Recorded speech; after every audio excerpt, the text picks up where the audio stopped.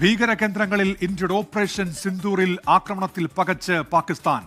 നമ്മളായിട്ട് ആരുടെ നെഞ്ചത്തേക്ക് കയറാറില്ല സാറേ.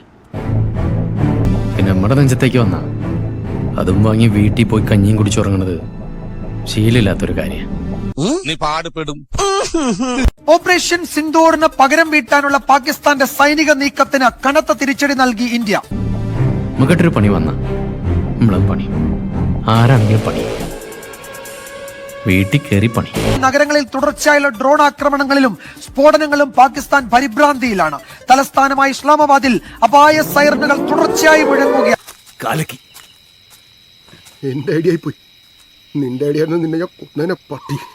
പാകിസ്ഥാൻ പ്രയോഗിച്ച മിസൈലുകളും ഡ്രോണുകളും നിലം തൊടും മുമ്പ് ഇന്ത്യ തകർത്തു.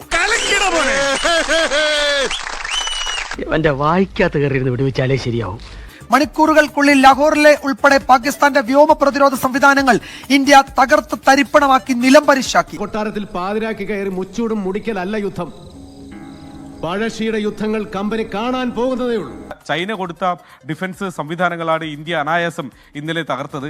അത്തരം ഡിഫൻസ് പ്രതിരോധ സംവിധാനങ്ങളെ വിശ്വസിച്ചിരുന്ന പാകിസ്ഥാനാണ് അമ്പയെ പരാജയപ്പെട്ട് മാനത്തേക്ക് നോക്കി നിൽക്കേണ്ട അവസ്ഥയിലേക്ക് പോയത്. നിനക്കറിയില്ല, ഇവൻ ചെറ്റയാടാ.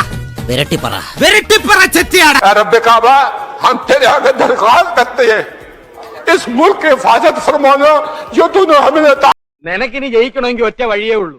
കുടുംബക്ഷേത്രത്തിലേക്ക് ഒരു നേർച്ച നേർന്നേക്ക്, ചിലപ്പോ ഫലിച്ചേക്കും. आपने कायदे आजम को इंग्लैंड में मुलाकात की, ख्वाब में आए और उनको कहा कि जाओ वापस और जाके पाकिस्तान.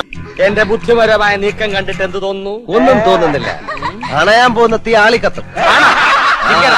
आपने खान कलात को ख्वाब में आके ये हुक्म दिया कि तुमने पाकिस्तान की सेना ये मुल्क बन के रहेगा और तुमने तो ये ऐसा बड़ा मोजा है. ഈ കാര്യത്തിൽ എനിക്ക് നിന്നോട് യാതൊരു സഹതാപവും ഇല്ല. അത്രയ്ക്ക് നീ ഇവിടെ കിടന്ന് അഹങ്കരിച്ചു.